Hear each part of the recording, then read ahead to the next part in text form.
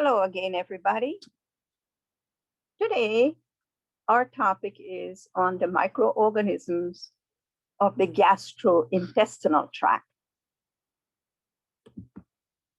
Now, the gastrointestinal tract, in keeping up with the way we're going to do things, the anatomy first, the gastrointestinal tract can be thought of as a very long tube extending from the mouth to the anus. Normally, when we talk about gastrointestinal, though, we are often referring to the stomach down to the anus, gastrointestinal. Digestive tract, on the other hand, we do start with the mouth and end up with the anus. We are going to talk about oral cavity organisms later on, but in this lecture, although I will give you an idea of the entire digestive tract, the anatomy that is, we will mostly talk about organisms that are invading the stomach and the intestine. Okay, so again, a little bit about the anatomy here.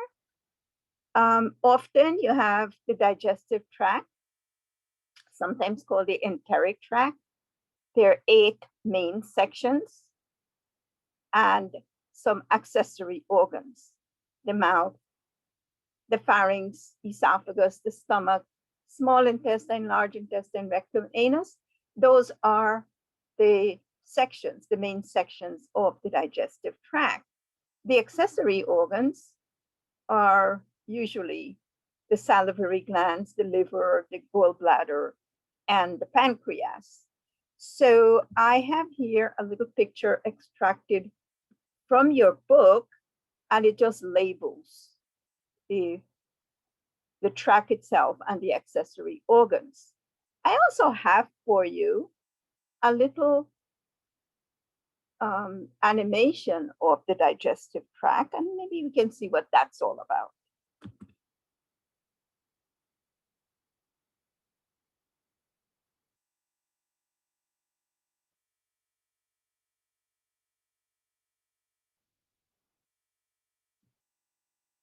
The primary functions of the digestive system are the breakdown of food, called digestion, and absorption of nutrients.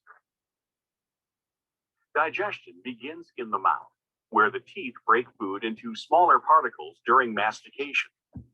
Salivary glands, located near the oral cavity, secrete saliva, which begins chemical digestion and keeps the food moist. As food is swallowed, the soft palate blocks the upper pharynx to prevent food from entering the nasal cavity, and multiple voluntary muscles in the face, neck, and tongue contract, pushing food particles through the pharynx. The food passes over the epiglottis, which prevents food entry into the respiratory system, and then into the esophagus, which connects the pharynx to the stomach. The one-way movement of the food mass, now called a bolus, is controlled by wave-like involuntary muscle contractions. This movement is known as peristalsis. The bolus now enters the stomach. Folds in the stomach wall, called rugae, allow for expansion as the stomach fills. Stomach cells secrete hydrochloric acid, pepsinogen, and various regulatory hormones that chemically digest the bolus. Muscular contractions in the stomach churn its contents to further break down the bolus and mix it with stomach secretions to form a thick liquid called chyme. Chyme exits the stomach through the pyloric sphincter and enters the small intestine, the major site of nutrient absorption. The small intestine consists of 3 parts: the duodenum, jejunum, and ileum. Bile from the liver and digestive enzymes from the pancreas empty into the duodenum to aid in digestion. Absorbed nutrients pass from the lumen of the small intestine into blood and lymph. Chyme not absorbed in the small intestine enters the large intestine. As it passes through the cecum and ascending, transverse, descending, and sigmoid colon, water and salts are absorbed and chyme is converted into feces. The rectum stores feces until nervous stimulation initiates the defecation reflex, resulting in elimination through the anal canal.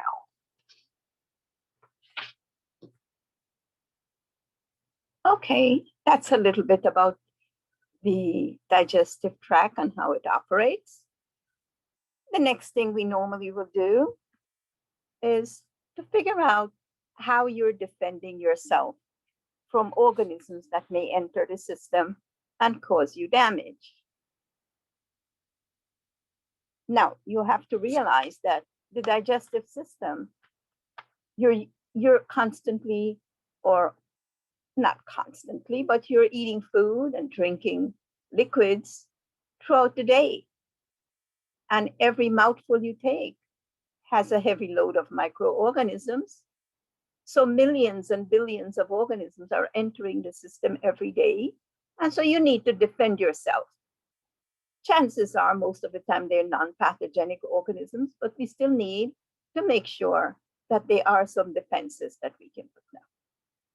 Now, all the intestinal surfaces are coated with a layer of mucus. That in itself is a mechanical barrier, a mechanical protection. Secretory IgA is found on most of the surfaces. And remember, one of the functions of the IgA is to protect the mucus lining. The muscular walls of the GI tract keep food and microorganisms moving through. And remember the action of peristalsis. Nothing stays in one place, it's constantly moving throughout the tract and out as necessary. Saliva contains lysozymes and lactoferrin. Stomach fluid is antimicrobial due to the high acidity. Stomach content is very highly acidic, and many organisms will just be destroyed the minute they hit the stomach content. And bile is also antimicrobial. The entire system is outfitted with cells of the immune system. Together we call them the gall. You have the tonsils, the adenoids in the oral cavity and the pharynx, small areas of lymphoid tissue in the esophagus, the Peyer's patches in the small intestine, the appendix. These are all packets of lymphoid tissue containing B and T cells that will give you non-specific immunity. And they will also produce IgA that has other immune functions besides protecting the mucous membrane. Then, of course, we have our commensal organisms that are living in the system. Maybe not commensal, maybe I can call them mutualistic organisms. We gain from both sides gain. Okay, so still with the defenses, the normal flora. You have normal flora in the oral cavity. Remember, it's a long tubing with actually two portals. The mouth is a portal of entry, could be a portal of exit too. The anus is a portal of exit generally, but it could also be a portal of entry. And remember, at every gate, we're going to have our normal flora. In the mouth, in the oral area, we have some maybe 600 known species of microorganisms.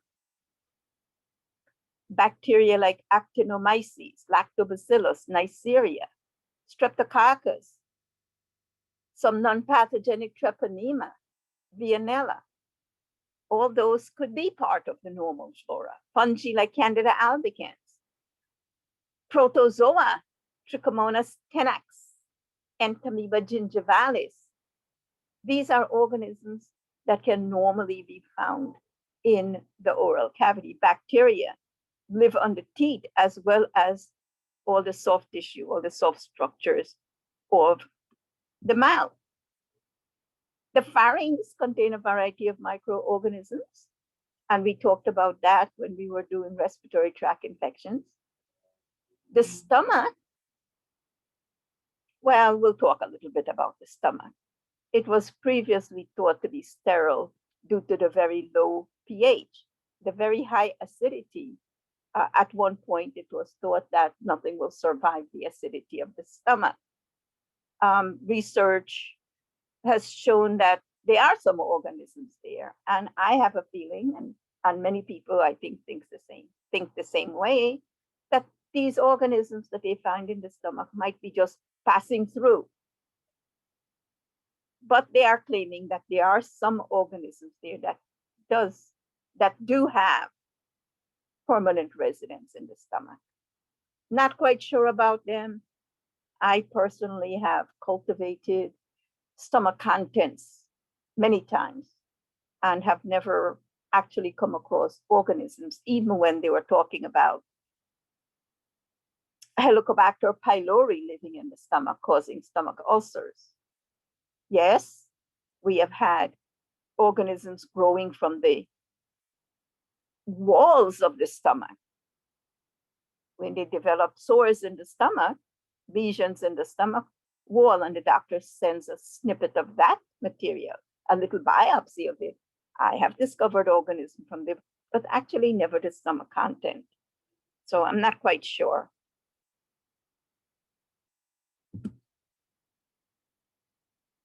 Still with the defenses going down, the large intestinal tract has always been known to have billions and billions of organisms per gram of stomach content.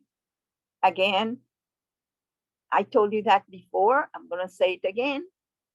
Most microorganisms you look for, you can find them in the feces.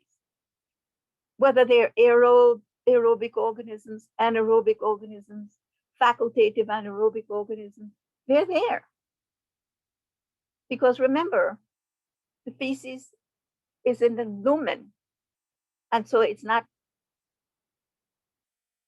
oxygen isn't getting there. The blood vessels aren't getting into the lumen.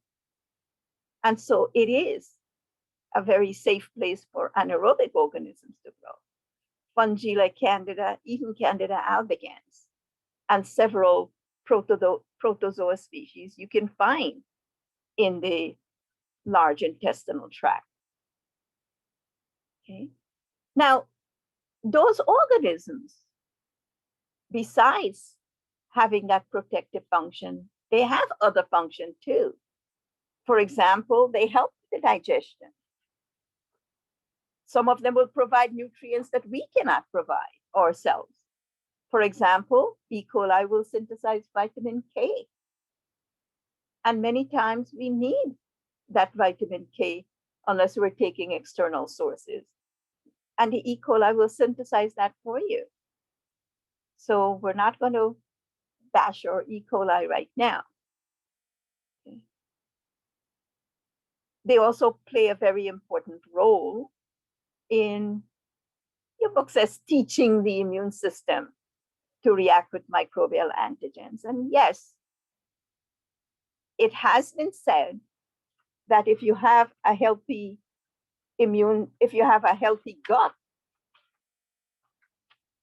you have a healthy body, because it seems like there is a connection between the gut flora that will influence the development of the brain and the nervous cells too.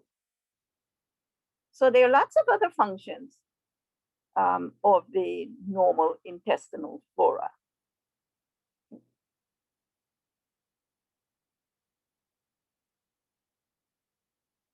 So this is a little part of the defenses that we have. Now, how do we acquire these diseases? Well, most of the time you're ingesting something that's contaminated food, you're imbibing Imbibe means you're drinking contaminated liquids, or sometimes it's not the contamination in the food and the drinks. Sometimes it's just ingestion of the poisons that these organisms produce. And we will talk about them. Now, some of the symptoms of diseases of the gastrointestinal tract, well, obviously, you're going to have the diarrhea. And with the diarrhea, which is sometimes a lot of fluidy stool, with that, patients, if it's severe enough, will end up with dehydration and electrolyte imbalance. Vomiting will also do a little bit of the dehydration part of it too. Stomach pain, the fever, the nausea, constipation. These are all some symptoms of gastrointestinal diseases. Now, your book talk about highlighted disease, that it calls it acute diarrhea. I'm not quite sure if that's really a disease, but they want, I think, the book wants to define or explain what they mean by acute diarrhea, because it is one of the major occurrence in any gastrointestinal disease. You will have a diarrhea. So the acute diarrhea, they're talking about 3 or more loose stool bowels, loose stool in 24-hour period. And there's some statistics there that in the US, the citizens experience 1.2 to 1.9 cases of diarrhea per person per year. So chances are during the year, you as an individual might have had a bout of diarrhea. Children experience double the rates of the adults. In developing countries, maybe you have per person more than 10 episodes of diarrhea per year. Unfortunately, some 700,000 infants will die every year from diarrhea or diarrhea-related diseases. Okay, and even as little children, when they have that many bouts of diarrhea, even if they survive, they're likely to have some permanent physical and cognitive defects. Okay, and the diarrhea, like I said, we're trying to figure out what they mean by acute diarrhea. It's this problem, this issue that's usually accompanied by the loose bowels I'm talking about, usually accompanied by fever, abdominal pain, the cramping, the nausea, the vomiting, and the dehydration. So they're talking about the diarrhea as a symptom, not particularly any disease. We will talk about diseases. And they do mention that CDC estimates that 48 billion people are sickened every year by a foodborne illness. In the US, 3,000 of them will die. Most of them, diarrhea illnesses, they're self-limiting, meaning you don't require treatment for them. You just wait out the symptoms, probably do some, treating the symptoms. For example, if you're having a lot of pain, use some over-the-counter medication to get rid of the pain. If you're having the fever, you can bring the fever down the same way. And so without going for antibiotics or going to the doctor, the diarrhea will subside and you'll be cured. Okay.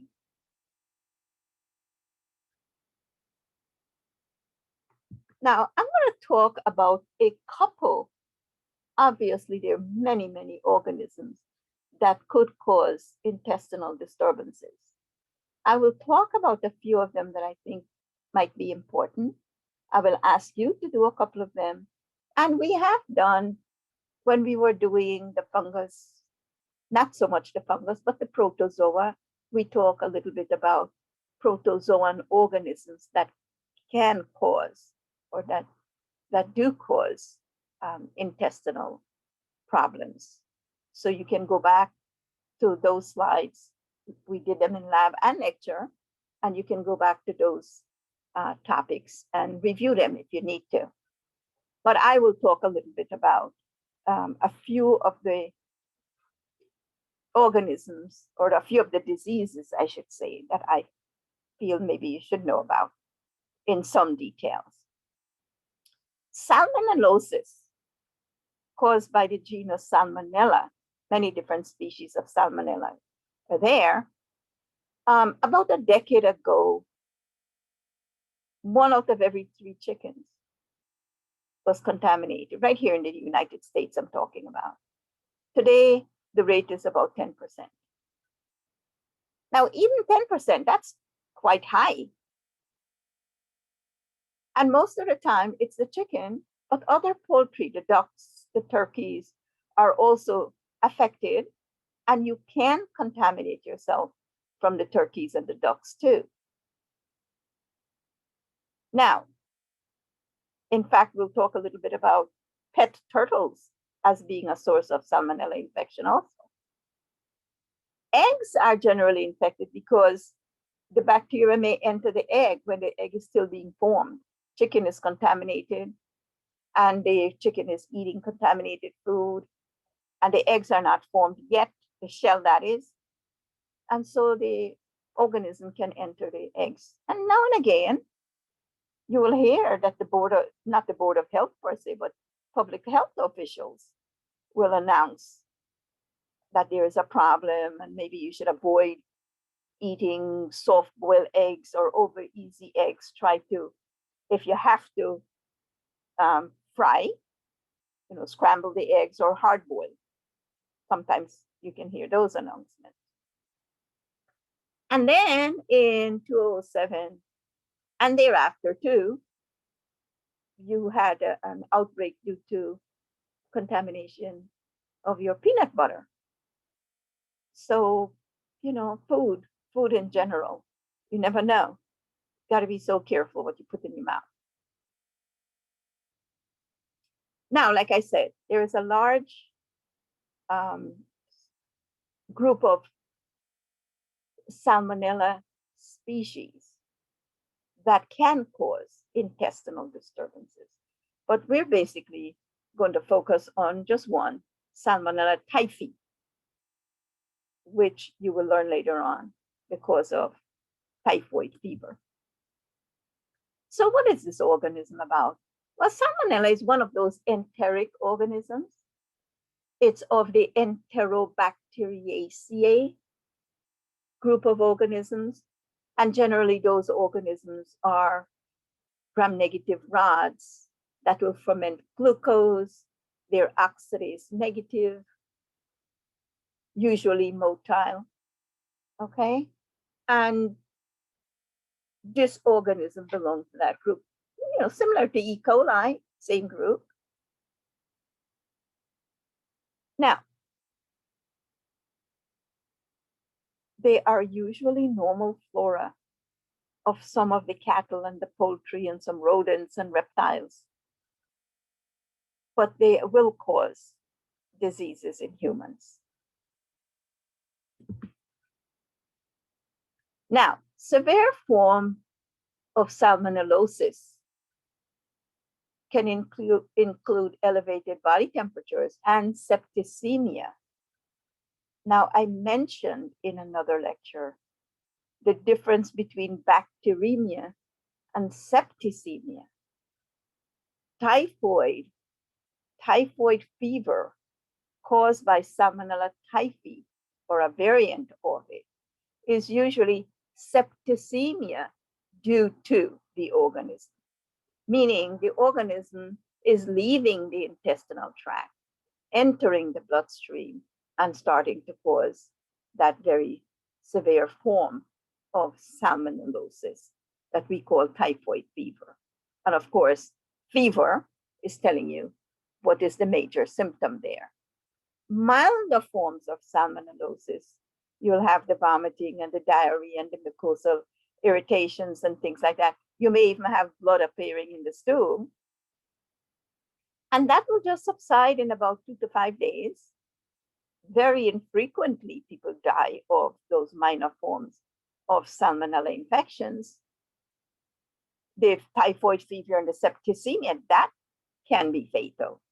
But the milder forms are generally self-limiting. In fact, doctors are reluctant to treat salmonella infections, the mild forms, and they will treat the symptoms, try to get rid of and give you a little bit more, improve the immune system so you can get rid of the organism. Because the reason for that is because a lot of times if you treat with antibiotics, you might end up with a carrier case, meaning you're kind of treating the patient, but the patient becomes a carrier. And that might even be a worse scenario where if the patient is sick, they go to the doctor, or at least they take care of themselves and try not to contaminate anybody else. But when they don't know that they have the organism, they can easily contaminate others. And carrier cases are one of the major problems of people working in the food industry. So you got to be careful with that. In fact, there are laws as to how people in the food industry should check themselves out and make sure they have proper food hygiene and things like that. Now, it's not very easy to contract salmonella. The infectious dose, the amount of organism that will cause the infection is fairly high.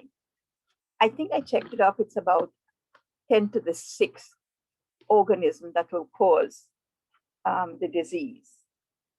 So not easy to get it, but it can cause, once you get them, because you're eating, it's very possible that you contaminate yourself with a lot of the organism and end up with the disease.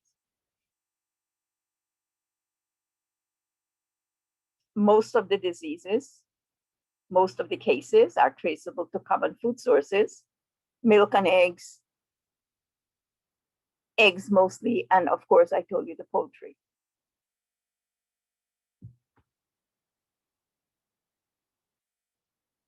Prevention and treatment.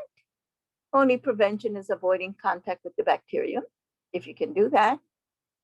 Uncomplicated cases, usually for almost, I could say this for almost every type of intestinal problems where you have loose stool, a diarrhea, and multiple bouts of diarrhea.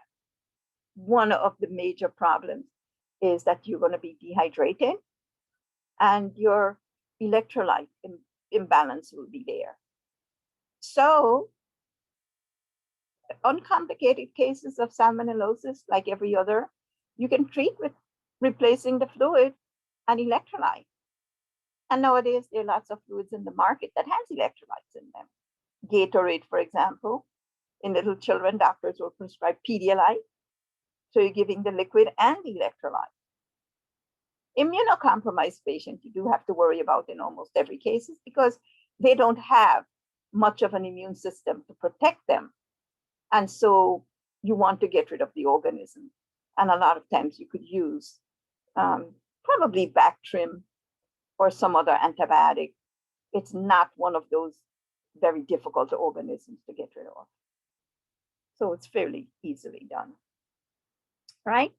Another organism I'd like to talk a little bit about is Vibrio cholera, which is the cause of cholera, sometimes called Asiatic cholera. It shares many of the physical and cultural characteristics of the Enterobacteriaceae group, where the Salmonella belong. And this organism is a gram-negative organism. It's a rod shape, but the rod is a little curved, almost like a little comma-shaped rod, with a single polar flagellum on one of the poles. They do ferment a lot of the sugars. They grow in regular, ordinary media. And there are two major types of them, the classic type of Vibrio cholera organism, and they have another one called the L. tor. Now, incubation period of this cholera is actually very short, a few hours to a few days, but the symptoms are very abrupt, copious, watery feces, and they call that secretory diarrhea. And so much of it that the intestinal wall, sometimes you have flecks of the mucus lining,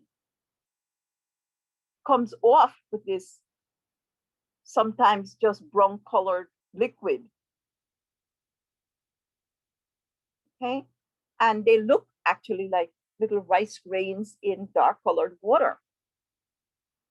Nickname it rice water stool. Okay. So the fluid loss, like I said, is so great that individuals actually will die, not from the organism itself, but from the toxin that's causing the organism to cause about 1 liter of water per hour patients are losing. In severe cases, untreated patient can lose up to 50% of their body weight in the course of the disease if they survive. And it's a very simple cure for it, actually. When a person comes down with cholera infection and it's diagnosed as that, the first thing you need to do is to actually treat the dehydration and the electrolyte balance because they're losing so much water. I think it's the World Health Organization that came up with some formula for doing it very simply. You can use, what do you call them? I'll figure it out. There is a formula that they use that they're able to replace and replenish the electrolytes and replace the water very easily. Yeah, I know the World Health came up with something. I think it's that oral rehydration therapy they talk about, the ORT, sodium chloride, sodium bicarbonate, potassium chloride, some glucose and some sucrose. Added to some water has some really amazing effects. An individual can really return back from the brink of death just by doing that. If left untreated and you're not doing that, death can occur in less than 48 hours.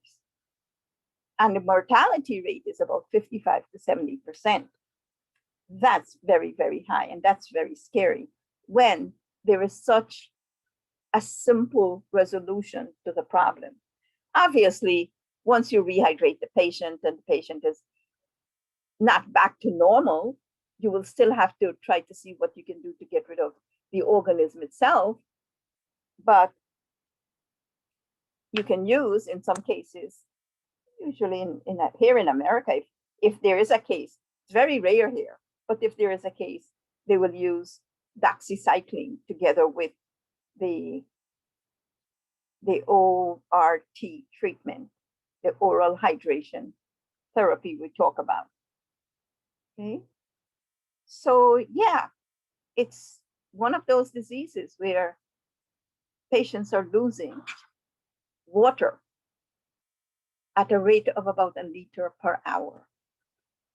And so you need to actually take care of that almost immediately because you can have problems, circulatory problems. When you're losing all that water, you're draining water from just about every cell into the intestinal tract. You can end up with secondary circulatory consequences.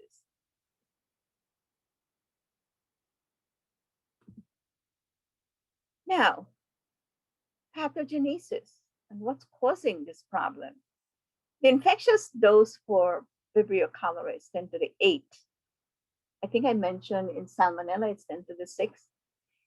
And the Vibrio they have that, remember that one flagellum that they have, the polar flagellum, they kind of penetrate the mucus barrier using that flagella, and they adhere to the epithelial where they multiply. They will never enter the host cells or invade the mucosa. They will just multiply. They adhere to the epithelial cells and do that. There is an enterotoxin, intestinal toxin. They call the cholera toxin that's being produced by the organism. And this organism will cause the cells to shed large amount of electrolytes into the intestinal tract. And when you have large amount of electrolytes shoved into the intestinal tract, then you have to have the water to balance it. And so you're kind of draining water from every cell, dumping it into the intestinal tract. And that's what's causing that huge problem. Now, transmission and epidemiology. This slide is telling you that it can be influenced, epidemics can be influenced by the season of the year and the climate. Cold, dry climates seem to inhibit survival of the Vibrio, but warm monsoon type rainy season favor the growth of this organism. And so outbreaks, you can see, they talk about outbreaks being carried, organisms being carried by giant cargo ships from one part of the world to the next. But you have learned later on that in some of these areas, especially endemic areas, you have in Asia and Africa, it is seasonal, yes, but it is so prevalent when there is natural disasters. You've heard about, I think the last one we heard about close to us, by the way, was in the West Indies. I think Haiti, the island of Haiti was hit twice, not very long ago, twice or three times. Once it was a hurricane, another it was an earthquake, and major disasters that created all kinds of problems there, including cholera epidemic. So of course, to prevent the disease, you can prevent contact with the organism like every other one. And so sewage treatment and water purification is very important. Vaccines are available for people who want to travel into endemic areas. And of course, the key therapy, like I said earlier, is to replace the water and the electrolytes. And yes, I'm right. The simple solution with all the mixture of sodium chloride and bicarbonate and all mixed in water, that was a simple solution developed by the World Health Organization. And when administered early enough, you can restore the patient's health in about 4 hours. Wonderful. And of course, it's simple. It's not any fancy drugs or anything like that. Simple ingredients, very, very simple ingredients, especially in parts of the world where you don't have the high technology and you don't need equipment. This is very simple for them and they could do it.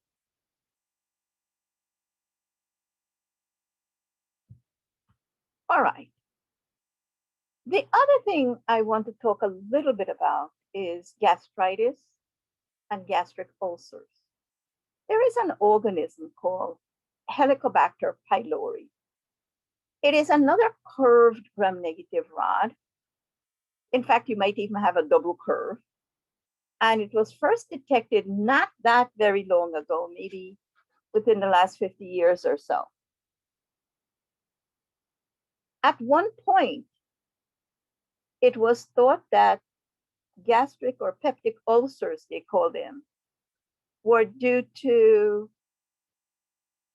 people eating a lot of spicy foods and acidic foods and things like that.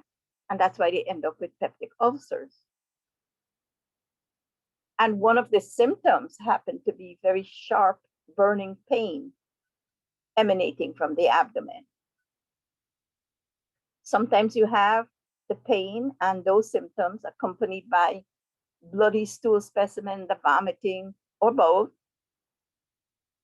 And they usually get worse at nights and after eating. So, like I said, it was thought that maybe physiological stress and people who eat binge eating because they're under stress end up with ulcers. It just so happened that the fifth most common cancer in the world is stomach cancer. And usually they're claiming that, now they're claiming, not usually, that it is because of long-term H. pylori infection as a major contributing factor. Okay, so this organism, what is it all about? This organism is a little different. Some people feel it is an acidophile because it can live in the stomach. I said it before, I'm going to say it again. I have never cultivated anything from the stomach content itself. The organism I have cultivated, Helicobacter pylori, but from snippets of the ulcer itself, not the stomach contents. They do actually enter the lining of the stomach. And to me, that's where they entrench themselves. They are actually protected from the acidity of the stomach. Not only that, it couldn't be an acidophile because the organism produces the enzyme urease.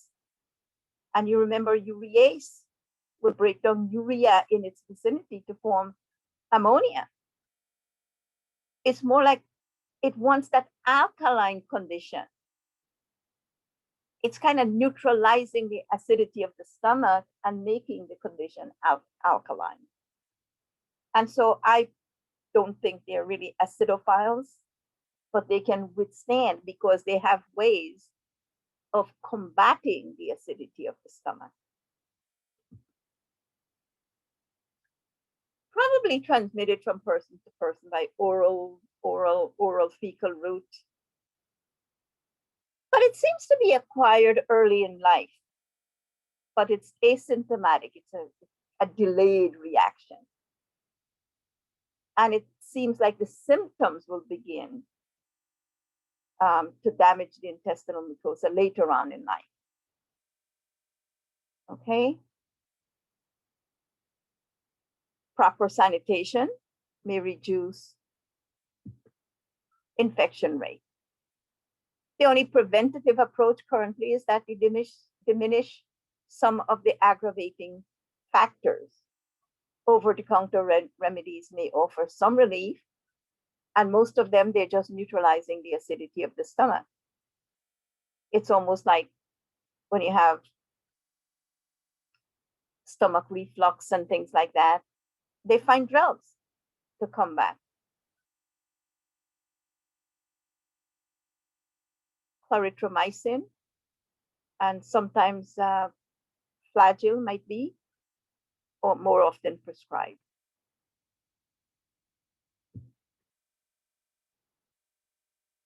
Shigellosis, another organism, and I'm only talking about shigellosis for one reason only. Shigellosis, very similar to E. coli, which is our normal intestinal flora most of the time. And shigellosis will cause this severe intestinal disturbance we refer to as bacillary dysentery. And dysentery is usually diarrhea, but with a lot of blood in the diarrhea itself in the stool specimen. Very frequent watery stool with diarrhea. And that's usually accompanied by fever, intense abdominal pain, nausea, and vomiting, all the symptoms of regular intestinal disturbance. And sometimes, like in the case of cholera that we just mentioned, mucous membrane from the gastrointestinal tract might also be in the stool specimen. Now, Shigella organism produces toxins. And I think that's the reason why I'm mentioning Shigella. It does produce some toxin, enterotoxin, intestinal toxin, that will damage the mucosa and the villi. But there is also something called the Shiga toxin. And the Shiga toxin seems to be responsible more for the serious damage to the intestine and the systemic effects of this disease. Now, the organism is transmitted orally, of course, any intestinal problem. Usually it's you're drinking or eating something. You can have direct person-to-person contact. The problem is the infectious dose is very small, so you only have to have a few organisms, 10 to 200 bacteria that will cause the infection. So the disease is generally associated with lax sanitation, malnutrition, and overcrowding. So you're going to find them daycare centers, the prisons, mental institutions, the nursing homes, and sometimes the military camp. You can also develop chronic carrier states. Okay. Prevention, good food hygiene, avoiding contact with infected individual, and all cases of shigellosis should be treated with antibiotics. So why am I mentioning Shigella? Well, I said it before, I'm only mentioning it because of the Shiga toxin. Because now we have several strains of or E. coli that seem to assume the Shiga toxin. I told you earlier that E. coli is one of the friends in our intestinal tract. It helps us out, helps with the digestion. It helps to synthesize the vitamin K for us, does a lot of good things. But of late, several strains causing GI disturbances have emerged. And most of them seem to have, not seem, they have the Shiga toxin. The assumption then should be made that somehow the Shiga toxin from Shigella is getting into the E. coli organism of your intestinal tract, causing them to become pathogenic. Shigella and E. coli look very, very, very similar. They look similar on gram stain. They look similar in the way they behave biochemically too. There are a couple of tests that will differentiate them. But they're still very, very similar, coming from the same Enterobacteriaceae ACA group of organisms. So I think it's very easy for plasmids to be transferred from Shigella organism to E. coli, making the E. coli now pathogenic. There is the first one that came around, and the most dangerous one, most virulent, I should say, is the E. coli 0157:H7. That was the first one that they realized was causing real damage to patients. E. coli. Who would think that E. coli will be causing damage, intestinal damage? They refer to that as the STEC, Shigella toxin producing E. coli. And like I said, that's the most virulent strain, and that's the one you have to worry about. Other strains have emerged. The enterotoxigenic E. coli, the enteroinvasive E. coli, enteropathogenic E. coli, and all the other strains that I have listed there. In clinical practice, and they all cause problems, milder than the STEC strain. But doctors are generally interested in the STEC strain. And so if you can tell the doctor it's STEC, he's not too concerned about the others because they could be self-limiting. They can all be prevented by using improved food hygiene and practices that will prevent contaminating yourself with the organism. And of course, there are antibiotics around that will do that too. I mentioned when I started this whole thing is that sometimes you're ingesting or drinking food or liquids that are contaminated. I also mentioned that you don't have to have the food, the organism in the food or the liquids. You can also ingest the poisons, the toxins that are produced by some organism. You should suspect food poisoning when a patient presents with severe nausea, frequent vomiting first, and then diarrhea. And also specifically if that person reports that some other people